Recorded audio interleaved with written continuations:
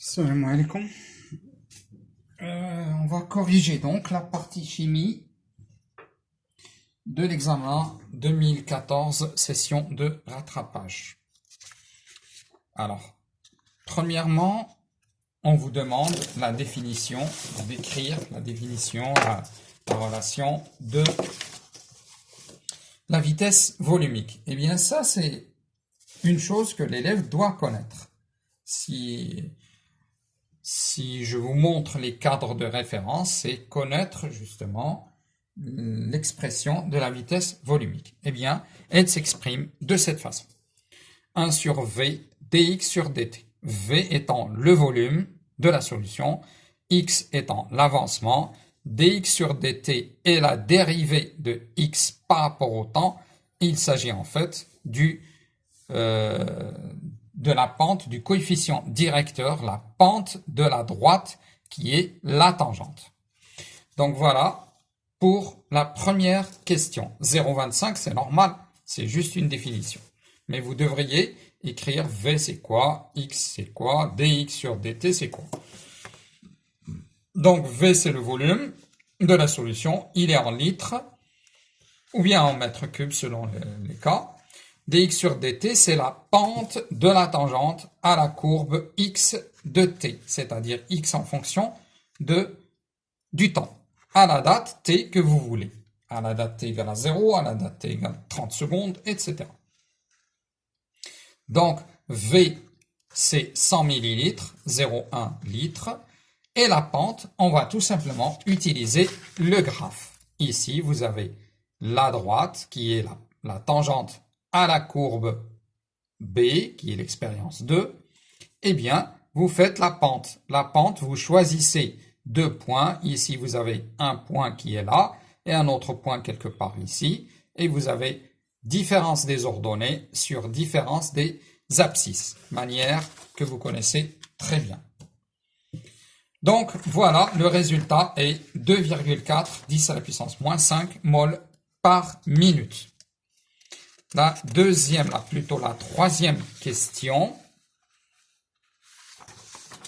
Donc là, vous avez 2,4, 10 moins, ça c'était dx sur dt, pardon, ça c'était dx sur dt, donc la pente c'est 2,4, 10 moins 5 mol par minute, et là, vous calculez la vitesse, donc vous divisez par le volume de la solution, et vous avez 2,4, 10 moins 4 mol, litre moins 1, minute moins 1.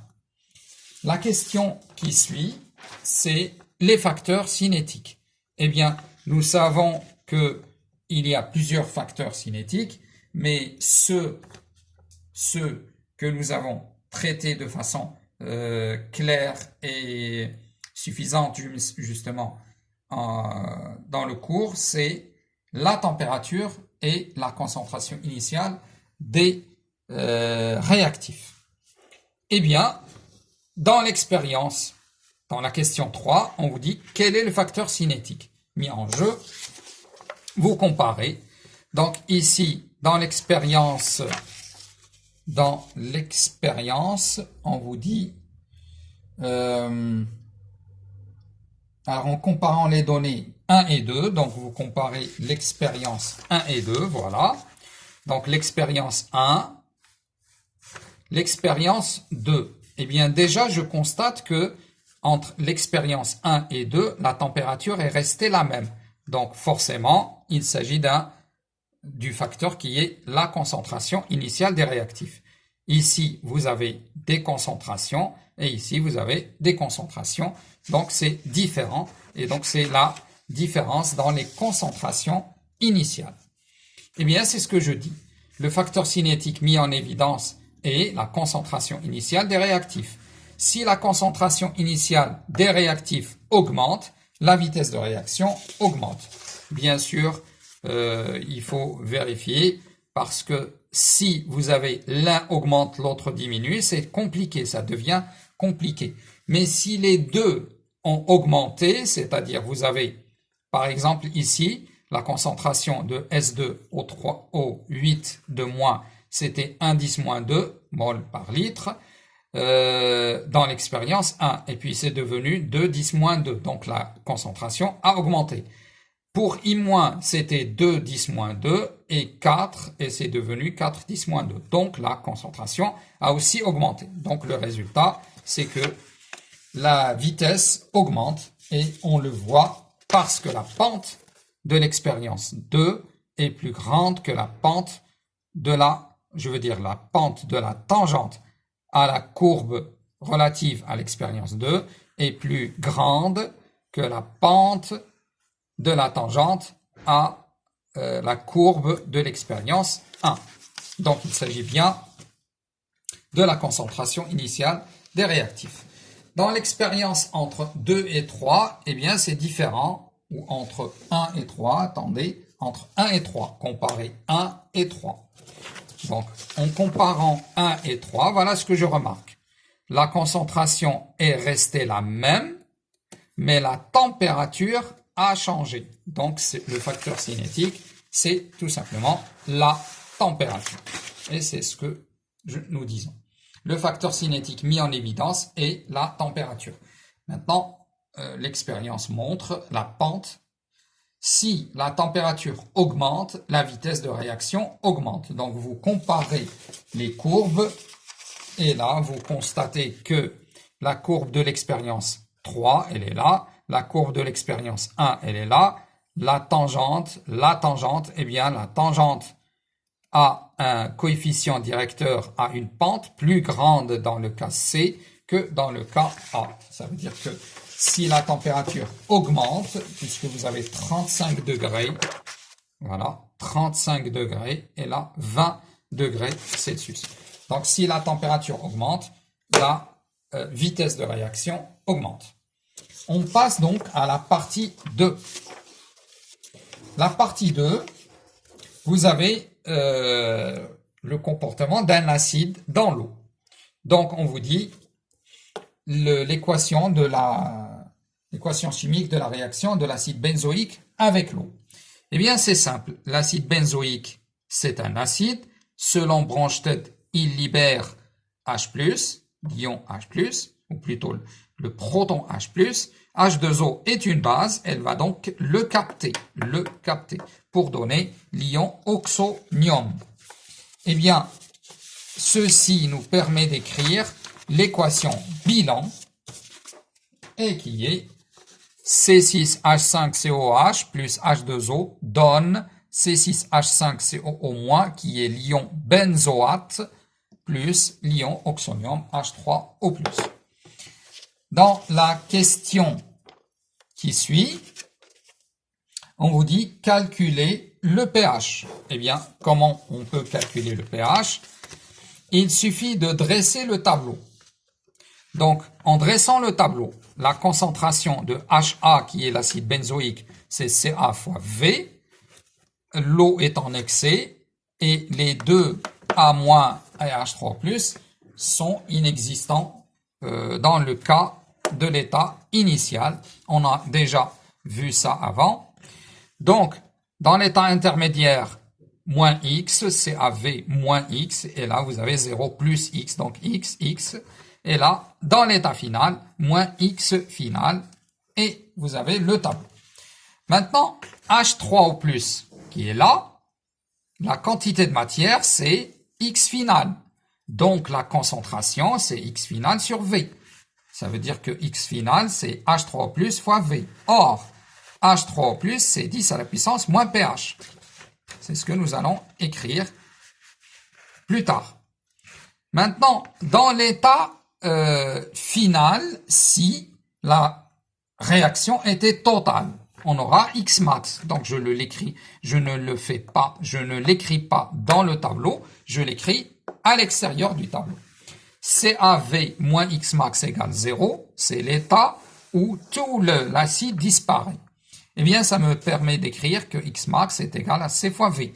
Donc, taux, qui est le taux d'avancement final, devient X final sur X max, eh bien, c'est H3O+ sur Ca.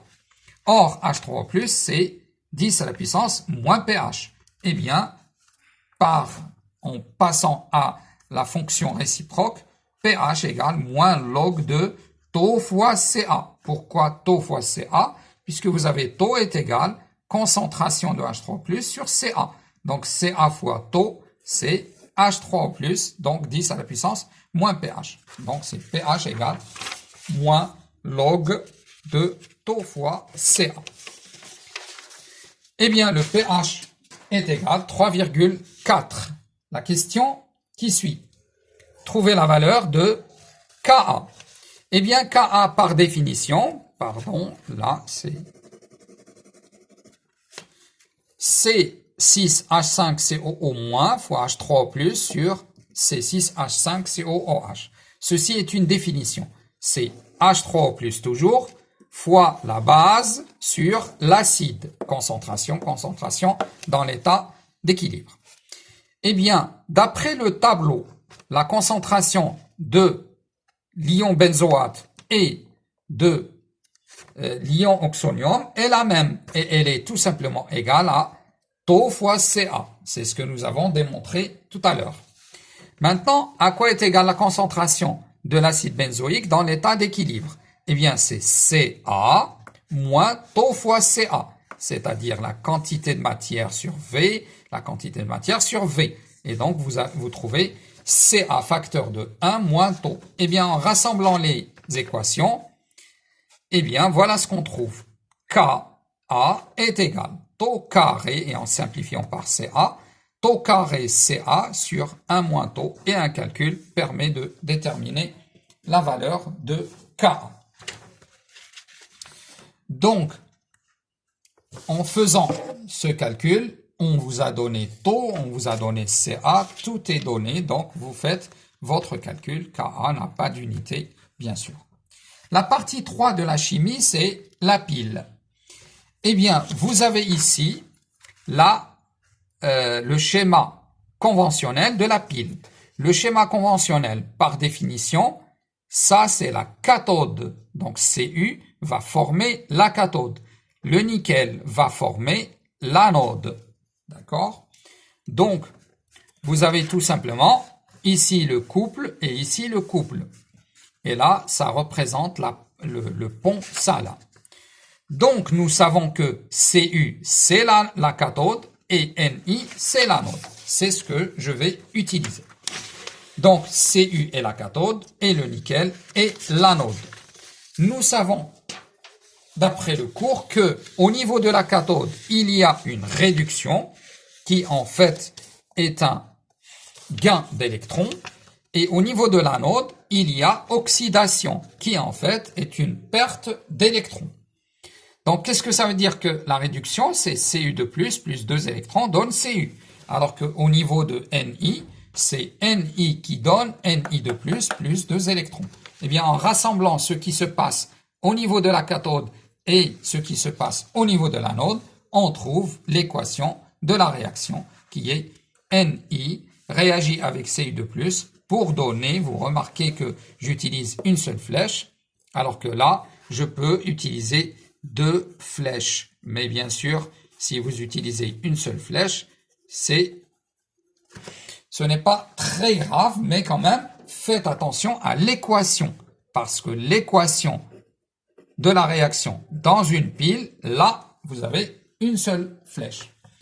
En fait, pourquoi? Parce que tout simplement, au niveau de la cathode, c'est ça qui se passe, et non pas ça. C'est la réduction qui se passe, et non l'oxydation. Et au niveau de l'anode, c'est l'oxydation qui se passe, et non la réduction. Donc voilà, on a l'équation de la transformation qui se passe au cours du fonctionnement de cette pile. La deuxième question, c'est calculer la valeur de X max. Eh bien, en dressant le tableau, on fait notre travail habituel. Donc, vous avez la quantité de matière initiale de nickel, la quantité de matière initiale de Cu de plus, la quantité de matière initiale de Ni de plus et la quantité de matière initiale de Cu. Vous remarquez que je n'ai pas de zéro ici pour les produits. C'est tout à fait normal. On est en train de travailler dans le cas d'une pile. C'est-à-dire, au départ, dans l'état initial, on a Ni de plus, on a Cu. Donc, je ne mets pas de 0. Et on calcule X max de la façon la plus habituelle que vous connaissez. Donc, on calcule X max. Et donc, on calcule pour les deux en utilisant les concentrations. Et le réactif limitant est Cu de plus. Donc, 10 moins 2, X max, c'est 10 à la puissance moins 2 mol. Dans la question 3, on vous dit trouver la valeur de Q max, qui est la quantité d'électricité fournie par la pile. Donc, la quantité d'électricité maximale fournie par cette pile, il suffit de connaître les relations suivantes. L'élève doit connaître que I est égal à Q sur delta T. Il doit savoir aussi que Q, dans le cas des métaux, c'est N fois E, N, le nombre d'électrons, E, la charge élémentaire, I, c'est le courant, delta T, c'est la durée pour que cette quantité de charge passe à travers la section droite du conducteur. Alors, la quantité de matière des électrons, c'est là le nombre d'électrons sur la constante d'Avogadro. Donc, j'utilise tout simplement les relations. Donc, la quantité de matière d'électrons, c'est I fois delta T sur Na fois E. Na étant la constante d'Avogadro, E étant la charge élémentaire. Eh bien, selon le besoin de l'exercice, moi, je n'ai pas besoin de ça, puisque je n'ai pas besoin du courant. Donc, je ne garde que ceci. Alors, Q sur Na fois E, c'est ce qu'on appelle le Faraday. Donc, le Faraday, c'est quoi? C'est la constante d'Avogadro fois la charge élémentaire. Eh bien, j'utilise cette équation. Donc, la quantité d'électricité maximale que peut fournir cette pile, c'est la quantité maximale des électrons fois le Faraday. Alors, pour le réactif limitant, qui est Cu de plus, je vais dresser, si vous voulez, le tableau pour la demi-équation. Et là, ça pose un petit problème, donc il faut rester attentif si vous voulez. Eh bien, dans ce cas, vous avez ce tableau est un peu particulier. Vous avez deux manières de le faire. Soit vous dites la quantité de matière initiale de Cu de plus est Ni1, etc., Ni1. La quantité de matière de Cu, c'est Ni2 ou N2I. Mais la quantité de matière que vous allez mettre là, ce n'est pas la quantité de matière initiale des électrons, parce que ça ne servirait à rien. C'est la quantité de matière échangée au cours de la réaction. Donc c'est 0. Moi, je vous suggère, ou je préfère travailler d'une autre manière. Tout ce tableau, en fait, n'intègre que les quantités de matière mises en jeu, c'est-à-dire échangées, transformées, qui disparaissent, qui apparaissent. Voilà, c'est les quantités de matière mises en jeu. Eh bien, dans ce cas, dans l'état initial, la quantité de matière de Cu de plus mise en jeu, c'est 0. La quantité de matière des électrons, c'est 0. Dans l'état initial, la quantité de matière mise en jeu de Cu dans l'état initial, c'est 0. Dans l'état intermédiaire, c'est-à-dire au cours de la réaction, qu'est-ce qui va intervenir de Cu de plus? Eh bien, vous avez les coefficients X. Ici, vous allez voir intervenir X. En fait, ici, ce n'est pas, quand je dis X, ça veut dire que Cu de plus, réellement, va disparaître d'une certaine quantité X. Et la quantité d'électrons qui sera échangée, ce sera 2X. Et là, la quantité qui va apparaître de Cu, c'est X. Et là, à la fin, vous avez X max, 2X max. C'est un tableau comme les autres. Mais attention, la quantité de matière que j'utilise là, c'est la quantité de matière mise en jeu. C'est très important. Donc, la quantité de matière des électrons dans l'état maximal, dans l'état où la réaction s'arrête, c'est 2x max d'après ce tableau. Et c'est la quantité de matière mise en jeu au cours de la réaction. Eh bien, Qmax est donc la quantité de matière maximale des électrons échangés, qui est 2x max, fois Faraday, et vous trouvez une certaine valeur 1930 coulombs.